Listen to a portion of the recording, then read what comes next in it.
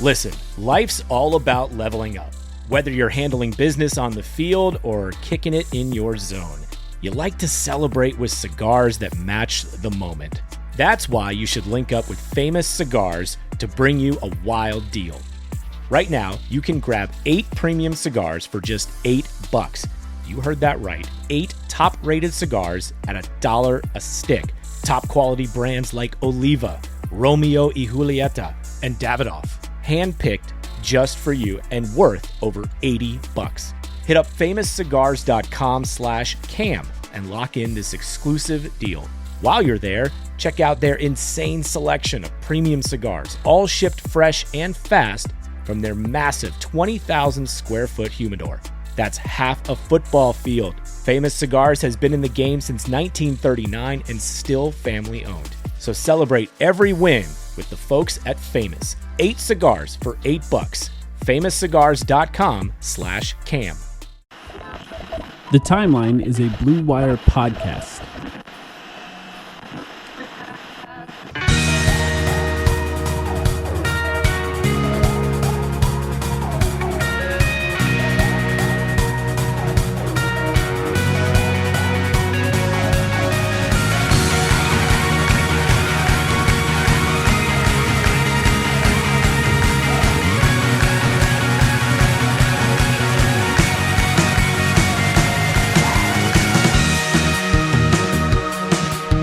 Welcome to the Timeline, an Arizona Diamondbacks podcast. My name is Mike, here as always with Sam. How you doing, Sam? I am doing great. I hope you are doing great as well, Mike. I hope all the listeners at home had a wonderful Easter, those who celebrated. And as always, as we have done every week for the past 6 years, multiple times, often, I am ready to talk about our Snakes, our Diamondbacks. This should be a very fun episode, a very good start to the season. 3-1 so far, Mike. The season started. They're playing well. I can hear the fireworks from my house, like as they're launching them over the stadium for the Arizona Diamondbacks games. 3-1, just like you said, they had a 14-run third inning against the Rockies. A nice team to start the season against in that, you know, coming off of the World Series loss last year, they have the ability of coming out into this season, playing against maybe a slightly soft opponent and showing how good they could be at the beginning of the season. And what you don't want is for a team to, you know, embarrass themselves or shoot themselves in the foot. And in this case, they didn't. They've done a good job starting the season. And yeah, I mean, are you excited to watch them this season? Absolutely, I'm excited to watch them, Mike, as I am always excited to watch them. But you're saying it exactly right. It's about consistency. When you want to prove to other teams, and it doesn't matter what league this is in, we just happen to be talking about the MLB, but you always need to prove to other teams that you are consistent by taking care of business against perceived weaker opponents. And that's exactly what the Diamondbacks have done. Who cares if the Rockies are one of the worst teams in the MLB? 3-1 so far. You got some great star-studded pitching performances. You got some great hitting. In particular, Gurriel, incredible opening 3-game stretch with a home run in each game. 3 moonshots, 3 dingers, as the kids say, 3 massive dongs, if you prefer that particular vernacular. You know, Mike, here's what I would ask you. Would you say you know a lot about baseball? Of course. I would also say that basically an expert. I would also say that I know a lot about baseball. I believe that we're qualified to have this conversation because, as the listeners know, our reliable listeners who have been with us for every week, we do this all the time. That's right. What is important in Gurriel, baseball? I just want to point out, Gurriel, 3 home runs in 17 at-bats, 10 RBIs so far this season. He had a couple more RBIs today in their today. win. Another victory today. That's a home run on 17% of his at-bats so far this season, which, of course, he's not going to sustain for the rest of the season. But if he were to sustain that, that puts him on pace for 93 home runs, assuming he bats as many times as he did last season. Of course, that's not going to happen, but that's how good of a start Gurriel has had so far this season. Not to mention, of course, Ketel Marte, whose name, by the way, is definitely not pronounced Kettle Marty. Just pointing that out. Yes, that's absolutely correct. When I think of the season Gurriel's having so far, what did Billy Beane famously say about his 2002 Oakland Athletics, Mike? What? He said, I don't care if you get on base. I want... He said, I want dingers. He said, I want massive dingers. Dingers win baseball games. It doesn't matter if you get on base. I don't care how often you get on base. You need to hit dingers for me. Dingers are important. But you know who is getting on base, Mike? You know who is getting on base all of the time? We got to talk about the opening stretch that Corbin Carroll is having. That's the right. reigning I mean, rookie of the year. in some ways, we buried the lead here, right? I mean, I think we did. The reigning rookie Unanimous of the year. rookie of the year. Unanimous. Yeah. Last year. I mean, it's you know who else? Who I think of? I don't follow basketball very much. Mm-hmm. I don't follow It's a basketball boring very game. much. Yeah. But that Steve Curry guy, Yeah. when he was Basically the unanimous, same, yeah. it's basically the same. It's basically a repeat of that. Corbin Carroll, the fact that you've got your most impactful guy in the lineup right now hasn't really gotten involved in the fun, in the action all that much. I think He's you seeing could the make ball. The case, He's seeing the you can ball make the really case well. right now that pitchers are afraid to pitch to him right now. He's been walked 6 times in his 13 at-bats. I think right now we're watching a league that's afraid of this man taking over because they're basically just letting him get to first base because they're afraid he's going to get all around the bases and score. And that's what it is. They're just afraid of what's coming, and that's what the Diamondbacks have ahead of them. This man, unanimous rookie of the year, plays above his years consistently, plays like a guy who's been in the league for a long time. Arguably should have been in the MVP conversation last year, was not. And now, of course, is starting the season. An excellent defensive play so far, and pitchers are afraid to give him the opportunity to hit it out of the park because he can. Why do you think that is? Why are pitchers of this generation getting so much softer? Is it because of the pitch clock? Yeah, probably. Yeah. We all know that baseball used to be much better. Pitchers and of it's a getting worse consistently. previous generation were just simply built of stronger stock, right? That's right. I mean, these days, more physical game back then too. You've got elbow inflammation for every other guy these days. Tommy John surgery taking out so many pitchers. You know, guys carrying no hitters into the 6th, 7th inning. They get pulled because their managers are afraid if they can go the distance, what it's going to do to them if they have 100, 110 pitches. We live in a nanny state world in the MLB right now.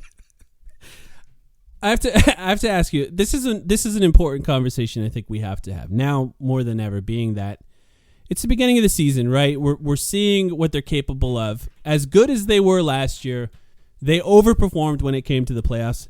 And actually were able to succeed in the playoffs. Now we're seeing, can they take the momentum that they have from the playoffs last year and succeed in the regular season this year and be, no longer a surprise, right? They're not going to be a surprise for teams this year. But my question is, how do you feel about the owner, Ken Kendrick, right now, and the fact that the Diamondbacks payroll is basically league average, like $60 million from even topping or cracking the top 5 of overall payrolls for teams? Do you trust him to be the owner that can help this team actually get over that hump and succeed in today's MLB, which is, of course, different than in 2001? Well, I'll say a couple of things about that, Mike, because I think that's actually a very important question that you just asked.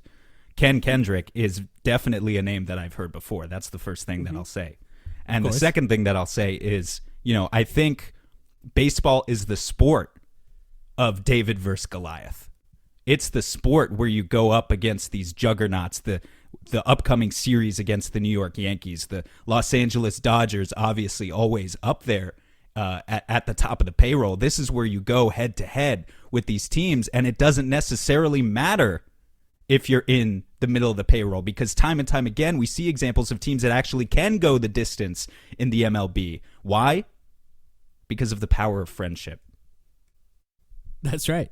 It's really the most important thing. And speaking of friendship, how do you feel about the pitching group that the Diamondbacks, the Snakes, have this season?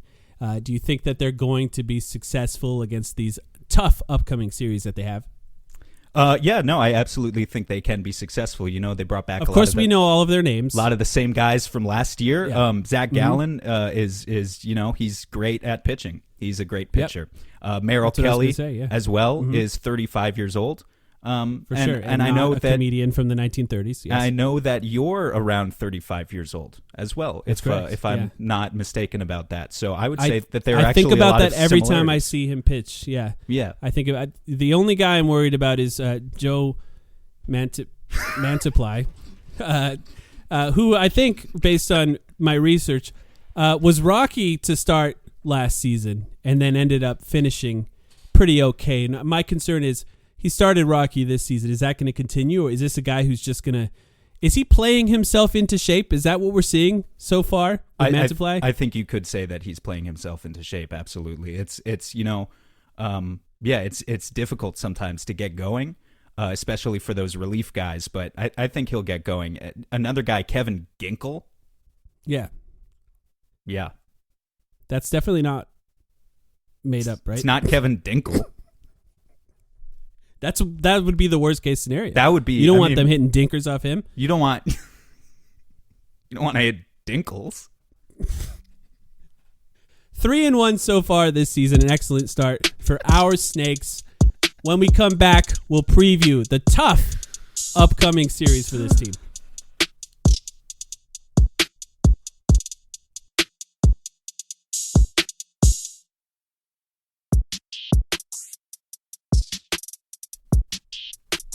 All right, after a pretty good game against the Denver Nuggets where the Suns won, I would say a game where they really played all to what we expect them to play outside of a few things.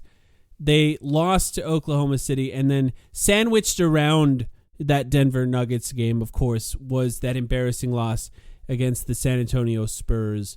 And the Suns find themselves, I think, in one of the more interesting sort of points of the season where now we're forced on this podcast to talk about whether they, we're no longer, are we going to talk about whether or not they're going to be the 6th seed? Are we beyond that now? Do you have any faith that that's possible? Of course it's possible. Yeah, no, we can continue to talk about that. But it'll be a lot less possible, I'll tell you right now, if they lose their first game of 2 to the New Orleans Pelicans tomorrow night. Yeah. Because they're directly trailing the Pelicans. They're only 2 games back. They're only 2 games back of Dallas still, who are in the 5th seed. It's possible. Yeah. But we have to also accept the reality that right now they are in the play-in. Yeah. That they are likely going to be in the play-in. If everything ended today, just probability dictates that we're aware of that possibility, and they need to fight through it. This is literally their last chance to impress us of the season, this final stretch of 8 games. And if they can't do it now, it's never going to happen. Here's how Durant talked about it. We got 8 more games left. Hopefully we get an opportunity to play in the postseason. Take it a game at a time. And I think that is the way that I think Suns fans are talking about it as well. Like it sort of feels like he is presenting the possibility that they, at the very least, lose in the play-in and have no opportunity to play in the playoffs.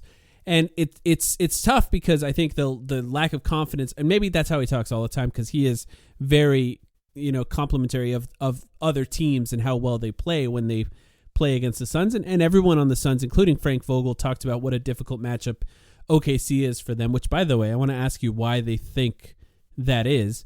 But it does sort of feel like that confidence of them even making the playoffs is sort of dripping away, not only from the fan base, but even from the players and the types of quotes that we're getting from them right now. Just a disappointing play. And by the way, I will say this too, like in the last 1, 2, 3, 4, 5, 6, they're 4-2.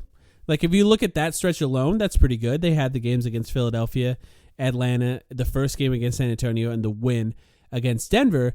It's just the losses themselves have become so demoralizing based on the place the Suns are in the standings that it always feels like just a massive bat to the stomach or something like that really hurts you. Yeah, and it's also just the way in which they lose, right? You go out in that OKC game, not to say we still wouldn't be sitting here criticizing them in some form if they had lost that OKC game by 6, right? Shea still would not have played in that game, but it's to not go out, or to go out rather, and not even really put up a fight, for the game to already be over by halftime when you have 3 stars, supposedly, and OKC has 0 healthy ones. That's pathetic. And what's even more pathetic is then their kind of unemotional reaction towards it after the game. Now, if the players are kind of just tired and trying to soften the blow on themselves a little bit, I understand. But, we have to have a Frank Vogel talk at some point here, too, because you've got Frank Vogel after the game complaining in a game that you just lost by, what did they lose by, 25? 25, yeah. You lose this game by 25, a game you need to win or at least be competitive in. And here's Frank Vogel after the game complaining about Lou Dort flops too much. There's a major tone issue with the team right now where it's like they can't see the forest for the trees. They just have a lack of perspective or a lack of urgency, even though it's game number 74. And we all know what happens if in another 8 games they lose a couple in the play-in and then they're done. We have not seen any sort of consistent urgency from this team all season long. And there's a scenario where they lose 1 in the play-in and they're done too. Yeah, that's true. But at this point, if you're a fan, you have to be crazy not to just be thinking about how little they're giving you on a consistent basis. Yeah. I want to talk about Frank in just a second, but before we get to Frank, this is sort of related to him as well. I think we got quotes from Frank Vogel, Devin Booker, and Kevin Durant about OKC being a bad matchup for the Suns just in general, and that the Suns are unable to beat them. They've sort of demolished the Suns 3 games in a row this season. And, to even 1 game was a loss by 8, but really it felt a little bit worse than that in the game at the time, especially because the Suns fought their way back in order to lose by 8. This was a game without SGA, without their best player, and they're still talking about it being a bad matchup for the Suns. What do you think they perceive as what makes this a bad matchup for the Suns? Because part of me is like, is it just because they're really good? Really good teams are bad matchups for the Suns right now. Is it entirely because they play a stretch 5? Because it's not like Nurkic was around, chasing him around the perimeter, trying to fight him to make sure that he's unable to shoot wide open threes. That's Kevin Durant was guarding him. That's something they've done against teams and done a good job at. What do you think it is? Even though, and that's one of the few things actually about Frank's strategy that I do like in general on OKC is having Kevin Durant be able to guard Chet and then put Nurkic on a guard. But I still think they see it on Giddey in this case. Yeah, I still think they see it as a nightmare matchup because they don't have anyone who can guard the perimeter. Part of it is 5 out and then no one's in there to guard the paint. But also, this team cannot guard anyone on the perimeter right now. You heard it from Frank himself.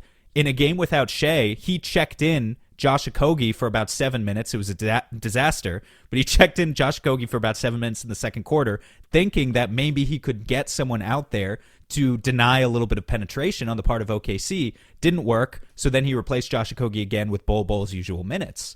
But this team, I think we're finally at a point in this season where we're really starting to see in certain matchups the disadvantage that I know you've talked about all year, the disadvantage of playing Grayson Allen as a full-time small forward.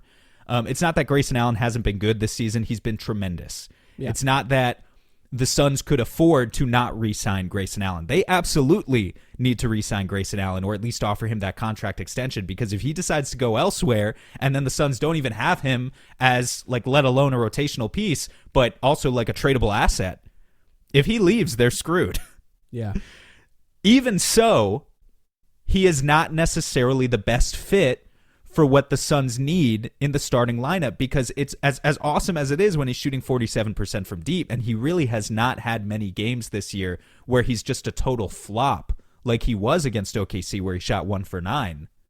When he does have games like that, and you know that he's not big enough to guard bigger wings, and he's not really small or fast enough to contain guards on the perimeter, you're sort of just caught in this no man's land of negative levels of ball pressure at a time when, throughout the season, we know what happens when the Suns can actually generate turnovers. They're a really efficient team in transition. The problem is they never get into transition. Having this kind of this poor fit is playing right into the hands of that. Yeah, I think there's 2 things that the Suns really struggle with this season, and OKC kind of has both. I do think just having a stretch 5 is a problem for the Suns. They have yet to really find, even with KD out there chasing the right guys around, they really have yet to find a team where they play against that really well. It feels like no matter what, they're just getting bombed from three against teams that are capable of doing that. The Celtics, the Bucks, and OKC. I think all three of those teams, there are Suns fans right now that can think of all three of those games and know how all of them went. The Suns just got completely outscored from the three-point line over and over and over and over again in those games. But the other thing I think they struggle with, and this is a Boston problem too, is wings who can drive, basically handle the ball and go to the rim. Just like you said, Grayson Allen, not his fault. There's no way of putting this on him, but just the fact that the size difference at that position can be so massive if those players are able to get to the rim. It's one thing if they're shooters. I think Grayson can do a good job chasing him around screens, attempting to contest and stuff like that. But if they're going to get downhill on him and they get him on his hip, he's not really contesting those as much as he can try. And the Suns, with the defense that they do have some good help defense, but not enough to make up for the lack of size on the perimeter. So and also, OKC does both of those things, for the record. And that's even SGA is capable of doing that. But if Josh Giddey's the other guy, he's a big wing who can drive and really puts pressure on you. I also don't want to throw Grayson under the bus too much, and I know we're not, but just like the lazy closeouts, that have just been persistent, seeping into this team's kind of lack of defensive identity. That's not on him. That's coming from everyone. Yeah, sort of the lack Booker's of been bad lately. Booker's been bad. The plays, the number of plays this season where KD turns it over and then just like walks back on defense, and they have a 5-on-4. Mm-hmm. Like this is all stuff that is plaguing the Suns' defense, and that's not Grayson Allen, the role player's fault. That's coming from the top down. It starts with Frank Vogel. And then the stars. And you even look at the stars, it's like Grayson Allen has had a better season than Bradley Beal. I don't think there's any question about it, just because of pure availability. And even when both guys are available, Grayson often looks better than Beal. So it's not his fault, but the construction here, maybe we're kind of just trying to figure out like how going forward, if this continues down a bad path, what do we do in the summer? And I know you don't want to have exactly that conversation right now, but it's just you have to consider. We're gonna have to get 3 months out of that conversation, so I'm gonna save it. Where does Grayson end up going, and where does Brad end up going, and does KD want to stay? And it's gonna be a lot, man. That's just why I'll reiterate right now. They don't have really any time left to get their shit together, but we're praying that they get their shit together right now, because otherwise this is going to be a fucking annoying summer for all of us. It's just going to be a mess. The Suns are facing a scenario where 3 of their 4 best players essentially play the same positions, shooting guard. And, 4 of the 7 best players, wherever you want to put Eric Gordon, 6 best players, play shooting guard. Like, that's kind of the situation. And by the way, Royce O'Neal, I know he's a wing. He's kind of a shooting guard too. So they have, 5 guys out there playing shooting guard, and 2 of them are going to make over $100 million next year combined. And what we're doing as a team, just to hit on the offseason a little bit, is begging for them to give another one like $20 million a year. So they're going to have $120 million dedicated to shooting guards. And that means that one of them, without a doubt, is going to be on the market to be traded. And the question is, will Grayson be okay with that if he signs back with the Suns? Because it's going to be really difficult to have all 3 of those players making that amount of money on this team and able to succeed with the roster construction the way it is. It's just really difficult. And again, I know we're not trying to delve too deep into this. And they should pay him. I want to say that again. They should pay him because it's up to him. He's unrestricted. But for the Suns, they need to pay him in order to have any sort of ability to make moves on the fringes next season. I have to think about how I want to phrase this. You think about those 4 players. I'm actually going to include KD in that group too. Just if we talk about the best scorers on this team, the best guys who can create with the ball in their hands. You've got Beal, Booker, KD, Grayson. I'm going to toss Eric Gordon aside for a second. I would re-sign him for another minimum contract. I think he's played up to that, but he's just not on the same tier as the other guys. Another bad game for him against OKC, by the way. Yeah. But those 4 guys on one end of the spectrum, here's why I feel we're trapped. Because on one end of the spectrum, I don't think this team can survive without Grayson's shooting. The number of times that he has come through this season and just, the 8 3-point made games, the 9 3-point made games, again, 47% on the season. He's the hottest shooting white boy since Kyle Korver. He's just having one of those incredible seasons that the Suns, with their lack of modern offensive play calling, need. The math game demands that they have a guy like that. On the other end of the spectrum, you have Beal, who's very good at something entirely different, which is, yes, I know we're all frustrated at the fact that Beal hasn't played that much this year. Yes, currently it sucks that, again, he's having another issue with a dislocated finger, so I think his shooting is not where it should be. But the rim pressure and the driving that Beal has provided that we've seen in spurts, and I get it, frustrating because it's only been in spurts, but in those spurts has been better than anything that KD and Booker can do in the same realm. They just don't drive the basketball like they do. So the two guys that are left in the middle are the two most talented players. And they both play almost exactly the same way. Yeah. And they are both good at a lot of really good things, KD and Book, obviously, but aren't quite giving us the 3-point shooting or the driving we need on a regular basis. Look, I know this topic is talked to death in our Discord, right? Yeah. And online, I'm sure in other online spaces. But can you build a championship team still around two guys who are acting like it's still 2014 in the way that they play? Can you do it? I mean, Chris Paul and Devin Booker did.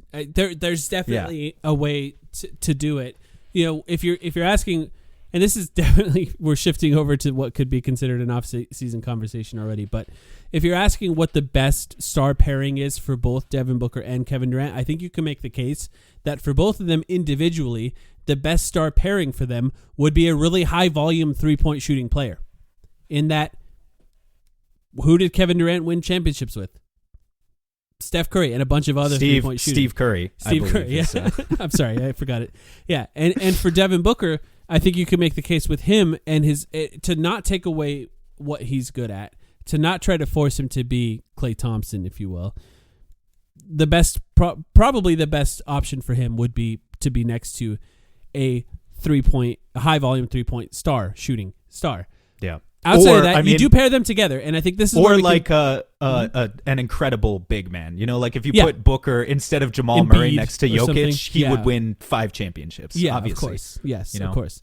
But outside of that, and I think this is where I think the conversation does kind of shift into talking about Frank Vogel. Can you be better than this with Devin Booker and Kevin Durant on the same team? And the answer to that is yes.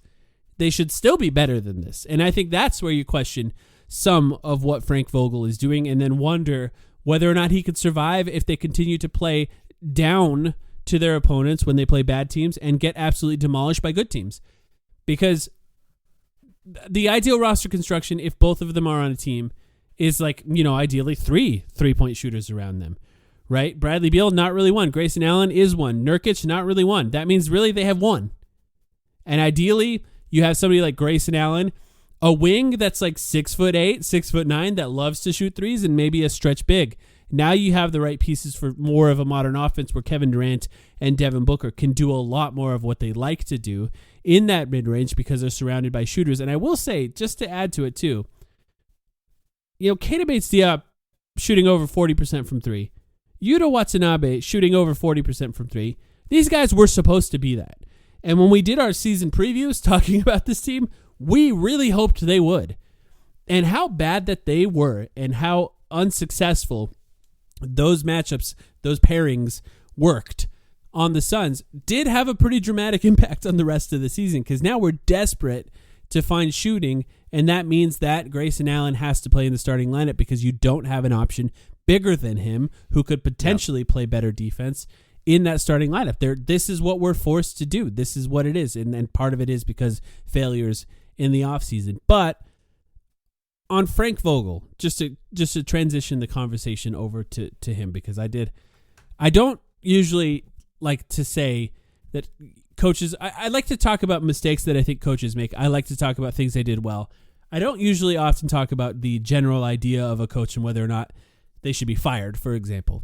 But I do think that Frank Vogel now, I want to say that I don't think he's doing a very good job. And I think there's a couple of ways to talk about this team as a whole. Do you think they're performing well defensively for what their roster is so far this season? Because the half court defense is actually pretty good if you look at some of the stats this season. Their defensive rating is about where we expected it to be when the season started, even though some teams thought they were going to be, or some people thought they were going to be towards the bottom of the league. We thought it would be towards the middle of the league. That's kind of where they are throughout the season. What do you think about the defense? I think the half-court defense is performing adequately for the personnel that they have.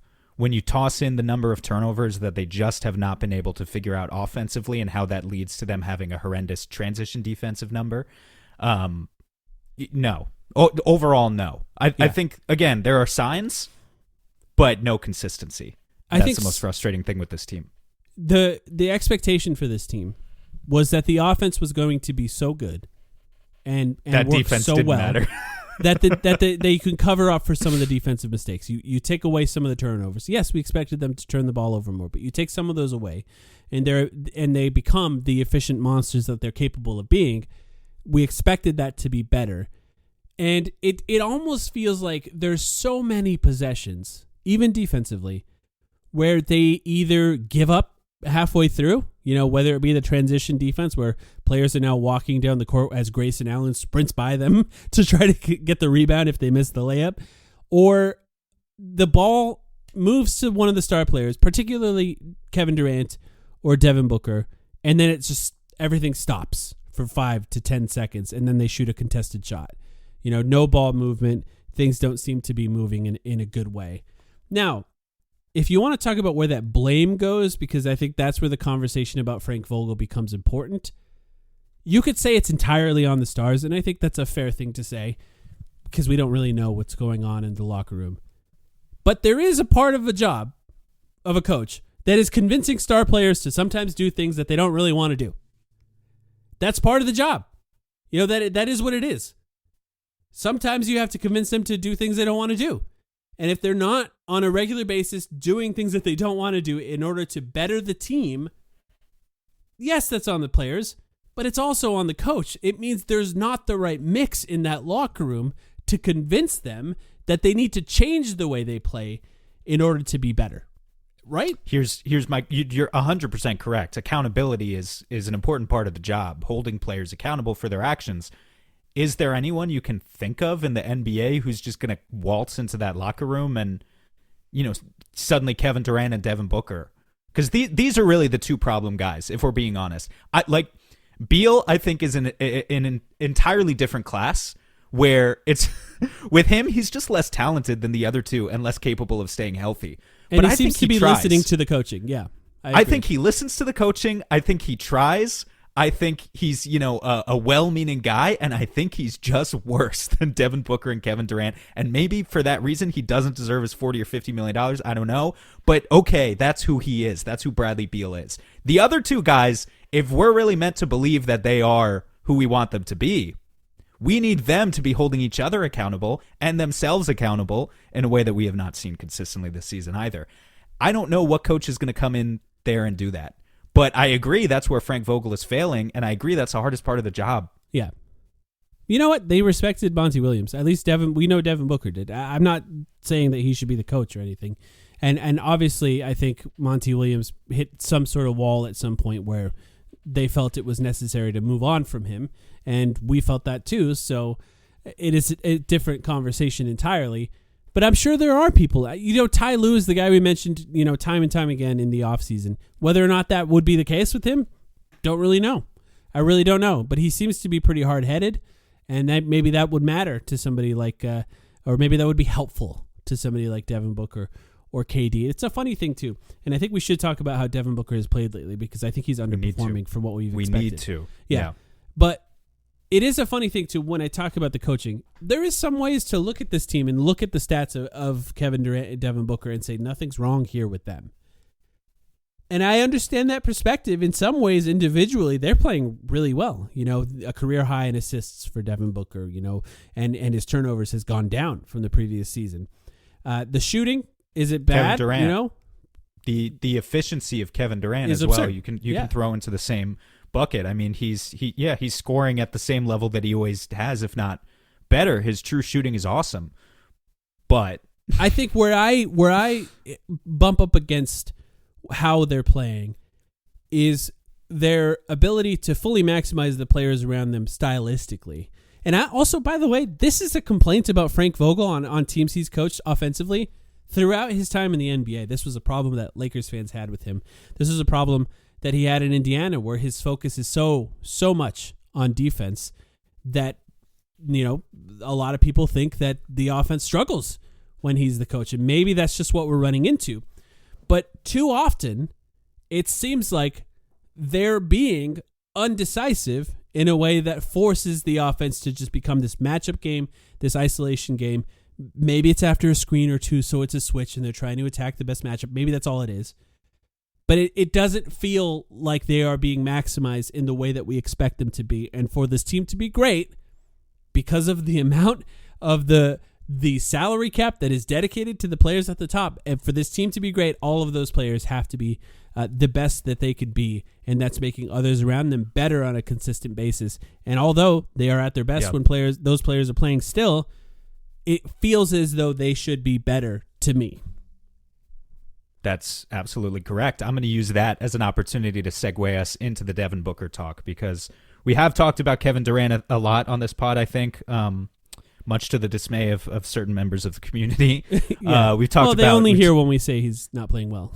No, I know. They don't hear when we say he's playing well, which we covered We've talked about, his issues with turnovers, all that, but recently Booker has been a different level of bad than Kevin Durant, and that needs to be addressed. In the playoffs, to remind everyone, last year, the playoffs, Devin Booker averaged 34 points, 7 assists, 2.5 combined steals and blocks per game.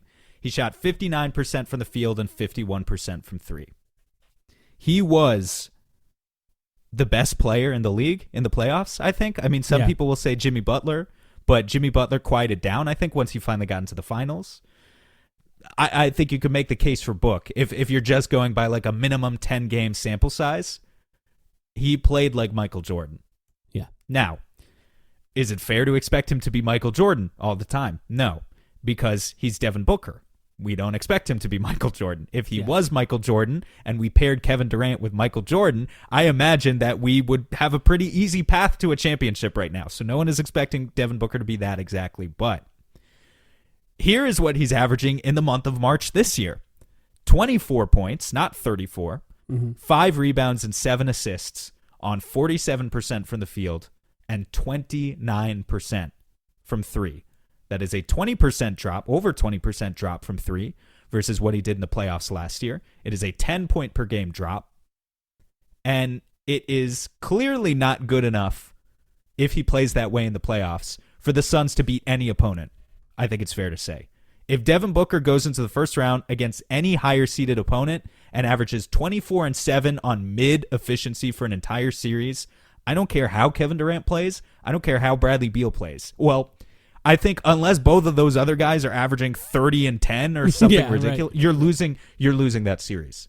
If Booker continues, and we can blame the injuries, I think his ankle is still bothering him. For sure, yeah. I think it is part of it. We talked recently on a playback with Kellen Olson, who joins us sometimes for these playbacks, about how we're just so used, it's ingrained in our heads, to seeing the post-All-Star productivity bump for Booker. It's been almost automatic every single year until now. And so why is it this particular season that fatigue is settling in? Well, I think it would be a natural thing to look at his injury history and maybe see how injuries are affecting him specifically this year. But that being said, it can't continue to be this bad. It just I don't think it's all physical. There's no path forward if he continues to play like this for the team. He's got to wake up. It's got to be at least some percentage mental. Now, I'll say this. In the last 10 games, he's basically the worst three-point shooter on the Suns. Like out of all the rotation guys, his 28% in the last 10 games is the worst of any rotation player. But the last 5, he's shooting over 40%. So, it's going up. And I think if you factor in where the ankle injury was in all of that, it's around that time. So it's definitely had some level of impact on his play. And to be able to fight through it is important for this team to look better. But even extending it out a little further, since the All-Star break, he is the only players on the team that have a worse impact on the net rating of the Suns than Devin Booker since the All-Star break are Drew Eubanks and Bol Bol. That's a crazy stat. First of all, I didn't realize Bol Bol was that bad. Bol Bol pretty consistently, they just score he's like a 0 in plus minus and in net rating pretty consistently, which is not bad for how bad this bench has been so far this season. That's why it's so, I think Suns fans, forgive me, overrate him a little bit so far this season because how bad the rest of the bench has been. So it's just seeing someone play mediocre is an improvement for the Suns. But for Booker, for him to not be a positive, essentially, in that stretch, it's just so rare. He was, outside of Nurkic, who I think I want to mention something about him in a second, but outside of Nurkic, for the first, until that point, until the All-Star break, Booker was second in that stat. He was the best of the big three. When he was on the floor, the Suns are playing at their best. Whether or not Kevin Durant was on the floor, whether or not Bradley Beal was on the floor, Booker had the largest impact to how well the team was playing. So I do want to point that out for context, in that if you think that Devin Booker has been playing badly this season, it's not really true. He was the most important piece for this team until the All-Star break. Since then, things have gone a little bit south, and he's in one of the more rough stretches of his career that I remember. And if you just look at the stats, it's not even that bad. Like what you said, 24, 6 and 7, whatever, 24, 6 and 5. On 40, almost 48% shooting. That doesn't sound that bad. It doesn't sound that bad, no. But we know, watching it, that these games are vital. These games are incredibly important. And when he's needed in order to win those games, he hasn't looked like himself. Maybe it is an injury. Maybe it's something else that we don't know about. But we haven't seen the Devin Booker that we're used to seeing, especially at this time of year lately. And I hope he comes back soon. With it, I agree with you. The numbers don't look that bad when you just look at it like that. But with the stat inflation, knowing what we know over the past several years, 24-6 is kind of like the new 18-4. You have to factor in. Have to factor in post All-Star break scoring numbers have gone down across the league too. It's true. They have gone down across the league. And I think that's yet another thing that we could talk about that's frustrating both Book and Beal too, actually, but especially both Book and KD, is frustrating them that they're not getting calls. What I'll say to that is, at least in the games I've seen recently, the other teams aren't really getting calls either. So you need to match their aggressiveness and play up based on that, and can't just assume that you're always going to get the calls that you want if that's how the officials are calling the game. You mentioned Nurk. I think it's really important to talk about him a little bit, just because Devin Booker's worst stretch of the season is coinciding with Nurkic's worst stretch of the season. Yes. And I think Nurkic's free throw numbers have plummeted. His finishing numbers have plummeted. I think we've debated the reasons for that as well. With Nurkic, it's a little bit more clear to me. And no, I'm not going to mention Ramadan. It's the thumb injury, I think, that has been plaguing him for over a month. My question to you, though, is are they intertwined? Is the fact that Nurkic is playing poorly make Booker play worse? Maybe, but overall, I think as a team, Nurkic playing poorly has dramatically impacted the Suns as a team, in that they've struggled when they don't have a big to throw it to at the rim that can make, even at a 50% rate, a contested shot. It would be really helpful for them if you couldn't just foul him and he makes 40% of his free throw shots. Like it's really 48%. This is a career 67% free throw shooter, which is, for a center, is fine. Good. Doesn't make him a negative. Yeah. It's fine. I would say like 70 and above is good. Career 67% free throw shooter. He's at 48 in the month of March. Just really bad. And I do think he's done a good job passing the ball in stretches throughout the season, but his inability to finish, his lack of confidence at the rim as a result of that, and his inability to hit free throw shots has impacted all of them. So, whether or not it has an outsized impact on Devin Booker, I don't think so. I don't really think so. I think Booker there are times where Booker's coming around a screen and just stops, picks up his dribble, just stops. Like, imagine him doing that with Chris Paul on the floor. As soon as they call a timeout, Chris Paul would be in his face saying, "What are you doing? Why did you stop there? Keep going. Keep the ball moving. Keep the play running." There's just too much of this sort of uncharacteristic play, not just from him, but I think from the Suns as a whole, if you compare them to previous seasons. And this is a credit to Monty. I know a lot of people want to really say that Monty like do this whole revisionist history on him and say he was always bad because of how bad the Detroit Pistons are, who are maybe the worst roster I've ever seen. But he did a good job. This team was prepared pretty regularly, and this team this season, I think, has not been, and they're too confused at times. And if this all goes south, which at this point, at the very least, it has been disappointing. Like, disappointing in a way, by the way, I want to point out that when the big three are playing, it has been worse than we expected. This is not to say that the place they are in the standings is completely unacceptable because, look, they have the ability of rising and falling depending on where they are. But when they're healthy, they have been worse than we expected. And that is the type of disappointment that I think is important to point out. And if it goes south, I don't know what's going to happen with the roster. So much of it will depend on what they want individually. Like Bradley Beal has a no-trade clause. Kevin Durant is in control of his own destiny in very many ways. I think I know what will happen to Frank Vogel. Yeah. I think I know. Yeah, and I don't know. I mean, I think anyone who is under the impression that replacing Frank Vogel with just another coach and running it back, this is the same exact thing I said about firing Monty at the beginning of last offseason. Anyone who's under the impression that will make the entire difference is wrong, but that doesn't mean that Vogel's going to have a lot of people in his corner. So he knows what happens next. At New Orleans, April 1st, today, for most of you listening, hopefully, versus Cleveland, versus Minnesota, versus New Orleans again. Hold up. It's Sunday. April 1st today? Yeah, I think so, yeah. Oh, that's interesting. Isn't it?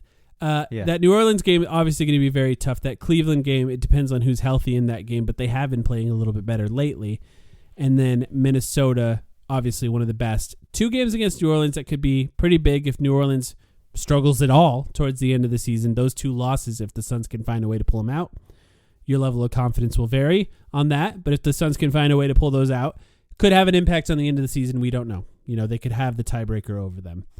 I will be going to one of these games. I'm not going to say which one yet. But I'll be able to come back and talk about seeing them in person on the podcast at some point. With this home stretch is their last home stretch: Cleveland, Minnesota, New Orleans, Los Angeles. And that's the last home games they're playing in the regular season, and who knows what they got in the postseason. It'll depend on where they are. Do you got anything on those games real quick before we switch over to take some voicemails? No, but I will just say this. The final scores are just about in for tonight, and it's not great. The Lakers won, the Clippers won, the Warriors won, the Mavericks won, and the Kings are up by 21 in the fourth quarter. So, everyone else is taking care of business. Suns, you're up. New Orleans, big game. Let's get it. All right, we'll be right back after this break to listen to some voicemails. Thanks everyone for sending us some voicemails. We'll be right back.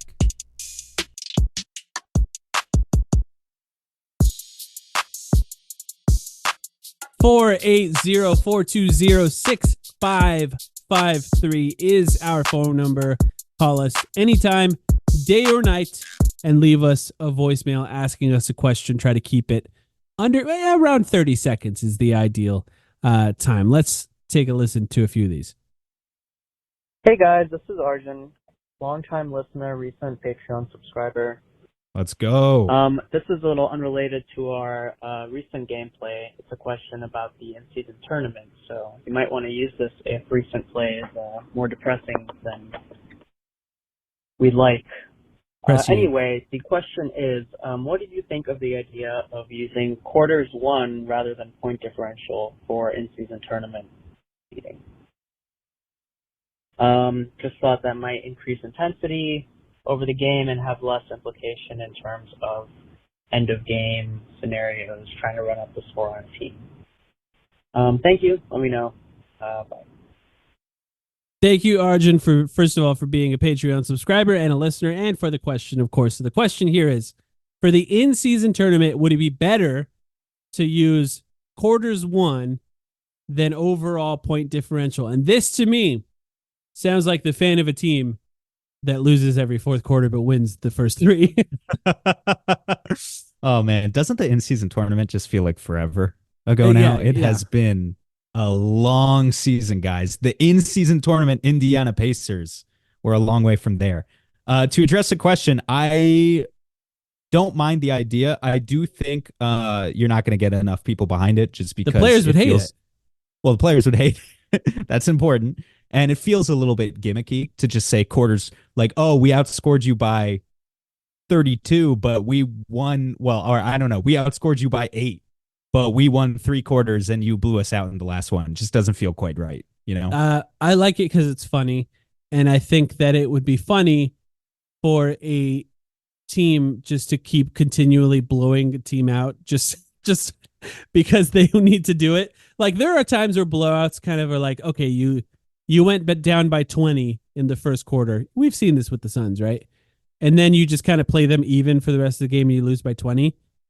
But now that team needs to like get their quarters one up. So now they win by like 40 or 50 instead. Like all those sort of little rules about making sure that players don't get injured in blowouts, I think completely go away in that scenario. It's not quite the same. Or you lose the first quarter by 20, but then you win the next 3 quarters by 2 each. Yeah. And you got blown out in the game, but you're like weirdly celebrating because you're like, yeah, we got the quarters won for the in-season tournament. I don't know. I can't imagine the players like really reacting in that way so much as there would be some internet nerds who would be happy about it, but you never know. Yeah. All right. Here's another one. Hey, Mike and Sam. It's Javon Fan Club, a.k.a. The Boom Room on Twitter. My question is, if you could add any Phoenix Suns role player from the past 20 years to this current team, who do you think would help the most? I've heard this question asked for star players and have people say Stat or Sean Marion, something like that, but I want to hear what role player you guys would add from the past 20 years that you think would help this team win a championship right now. Big fan of the show. Thanks. Bye. Appreciate the call and a good question. I don't remember if we've answered this before.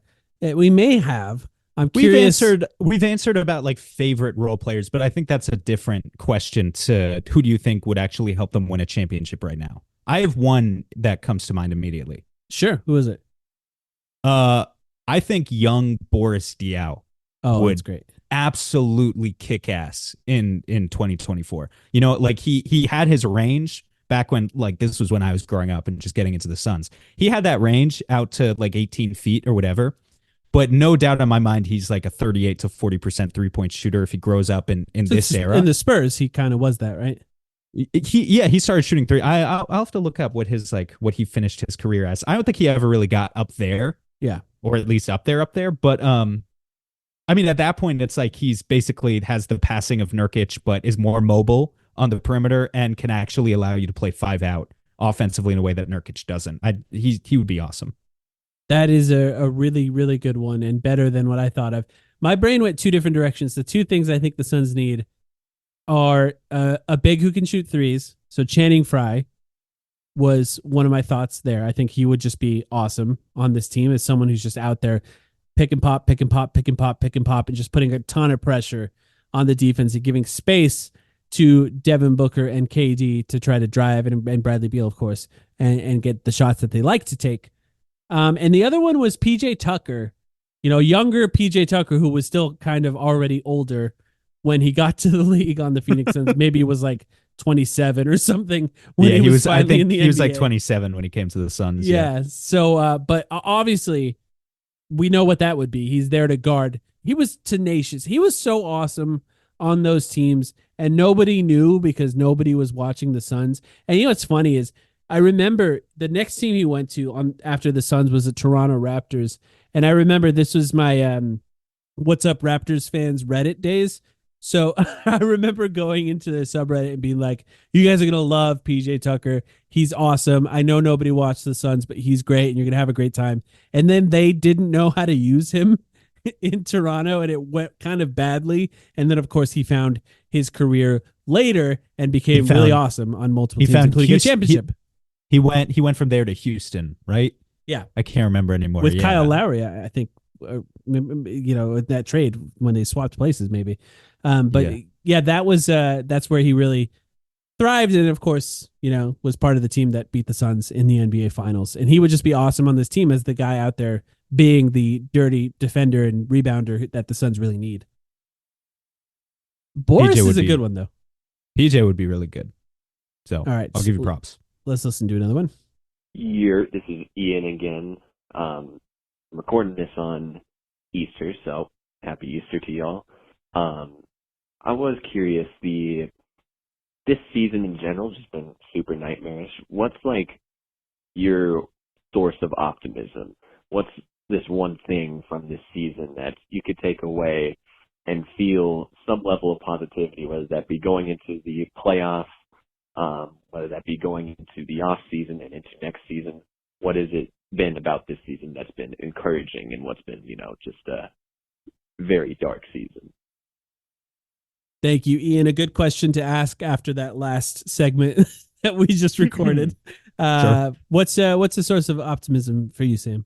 Source of optimism for me, Robert Sarver is gone. Matt Ishbia is in. Yeah, that's Suns exactly what I free. thought. Yeah. Suns games are free via antenna. So how bad can it get, really? And I say that fully understanding, by the way, that we have all sorts of problems with the way the team is currently constructed. And he did think, yeah, I do think a lot of that falls on Ishbia, and maybe we have to have an Ishbia conversation in the offseason. But I think on the whole, his presence has clearly been a positive for this organization. I don't think you can debate it. We have an owner who is obsessed with winning and wants to do whatever it takes to win. He did put himself in a difficult position here to start, but like a lot of these people that are on the Suns right now, a lot of the people that are in the organization right now will be gone at some point, and he'll still be there. And so at the very least, you have someone that appears to be obsessed with making this team as good as possible and will try to do everything in his power to do that. Whether or not that always goes well, it is what it is. But it didn't always go well with Robert Sarver, and I don't think he had the same type of important things that matter to him. So I agree. I think I was on the same page exactly. And by the way, it's not the most fun time to talk about Devin Booker. Obviously, we just talked about how he's been struggling lately. But he's still on the Phoenix Suns. He still reps Phoenix as much as possible. Get it back yeah, too. and he's still young enough, and he's going to be awesome soon again. And I'm looking forward to seeing that as well. Hopefully, it's the next 8 games. Here we go. Yeah, this is Eugene at Pessimistic Suns fans. Point blank, if we get into the play-in and lose both rounds and miss the playoffs, what are we doing in the summer, guys? What are we doing? Thank you. Good job, guys. Keep on going. Keep doing what you're doing. Love the podcast. Thank you. That was a hilarious back-to-back of calls. What are we doing? That man lives up to his name on Twitter. I can tell you that. Pessimistic Suns fan on Twitter.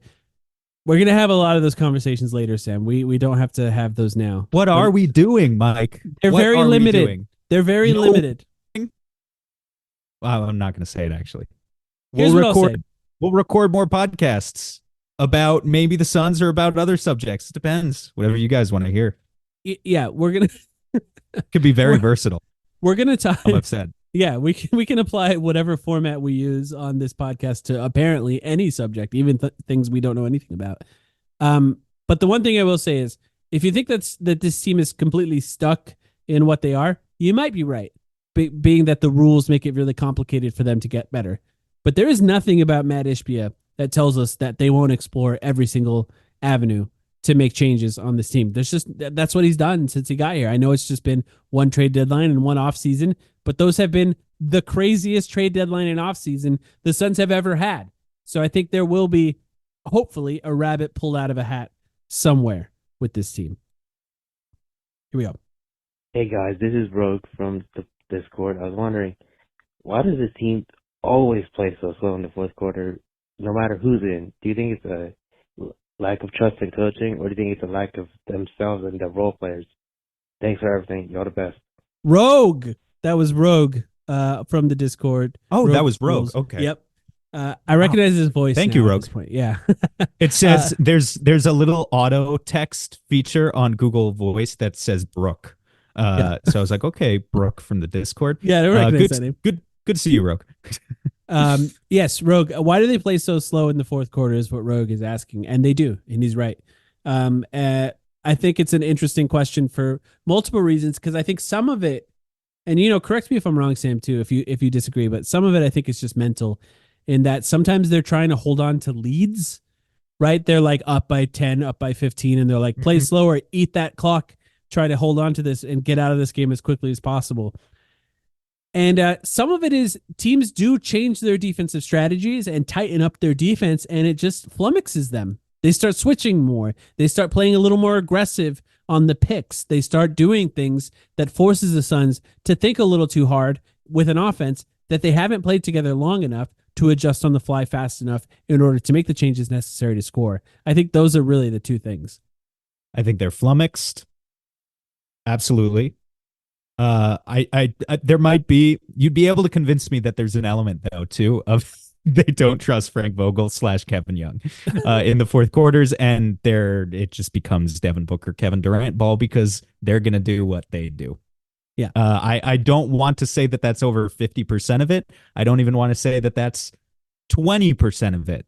But we're seeing too much of a pattern repeat itself over and over again to where maybe it's a little bit of it's just the case.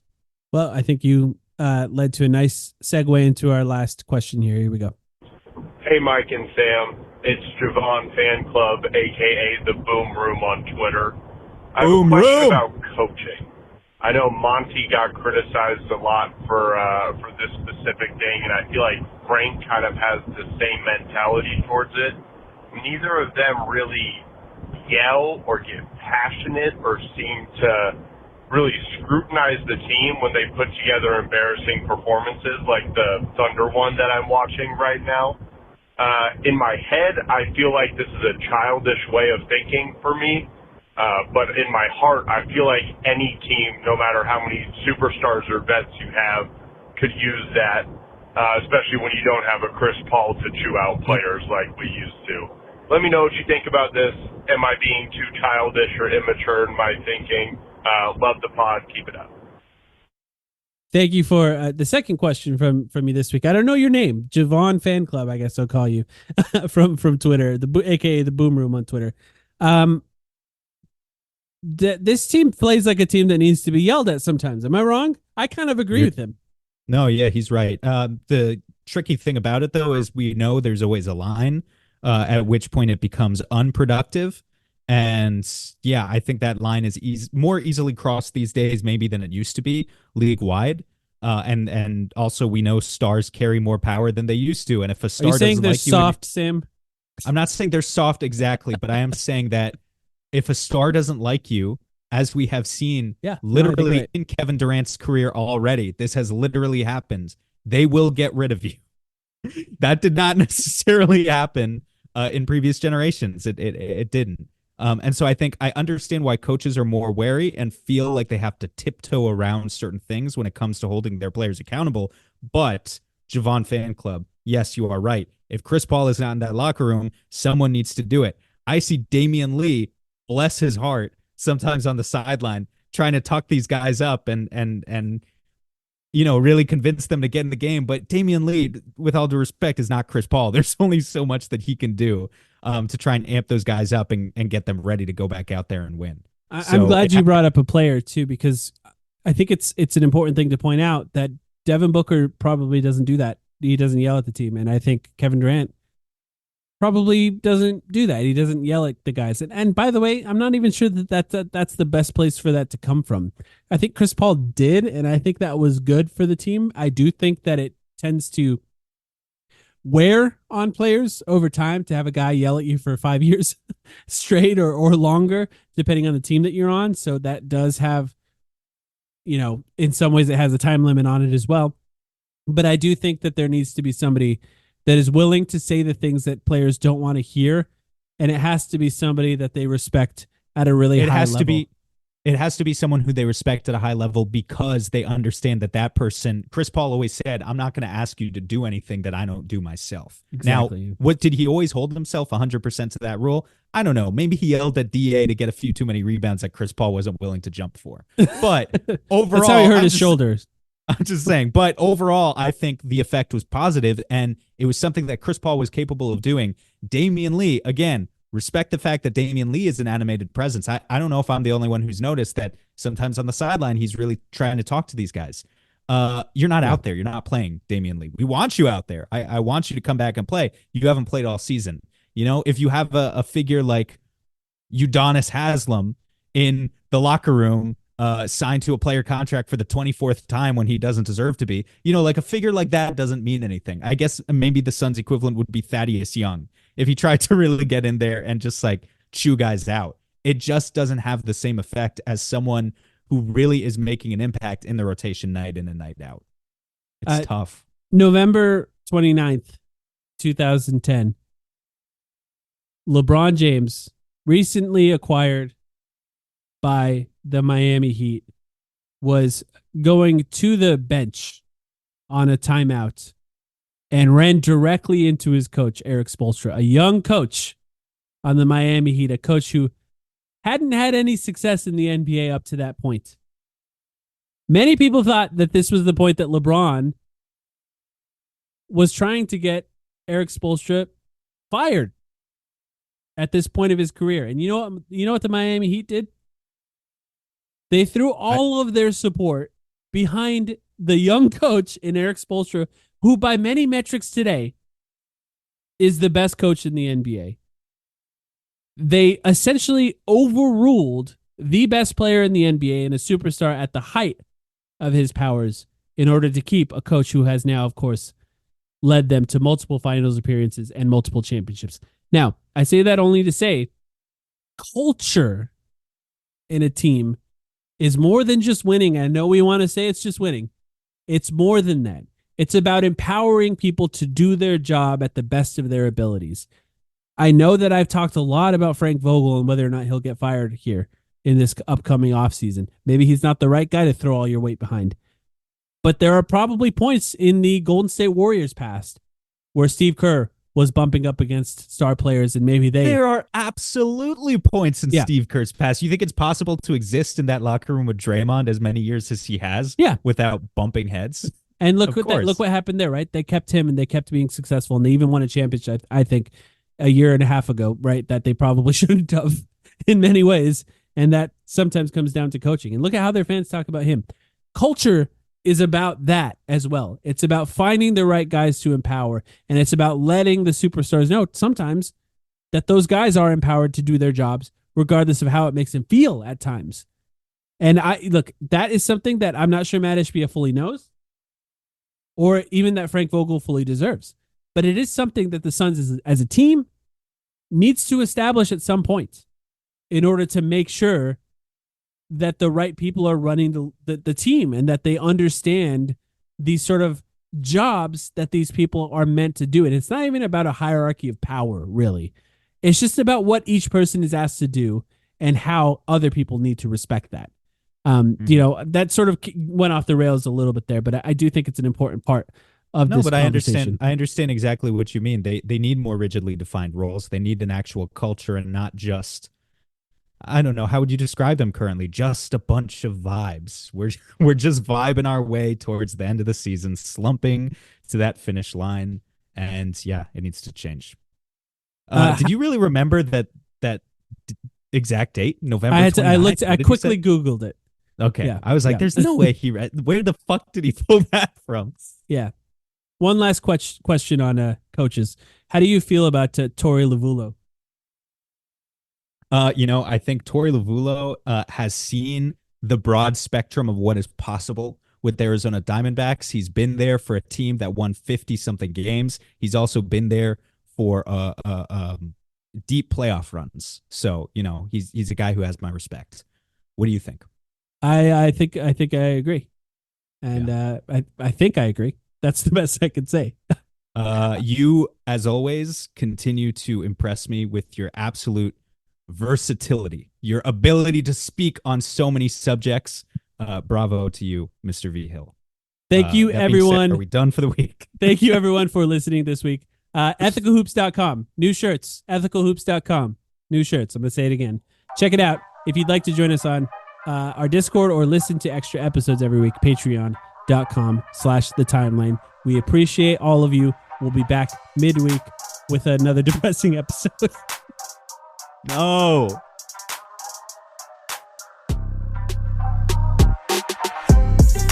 Oh, we got to cut, man. I'm sorry.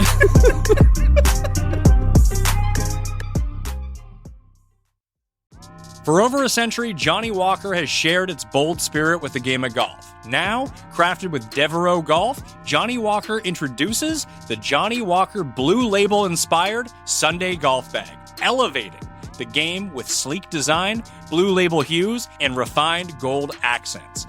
Celebrate your hole-in-one with a premium Sunday bag crafted by Devereaux Golf. Submit proof of your achievement to johnnywalker.com/blue-in-1. Please drink responsibly.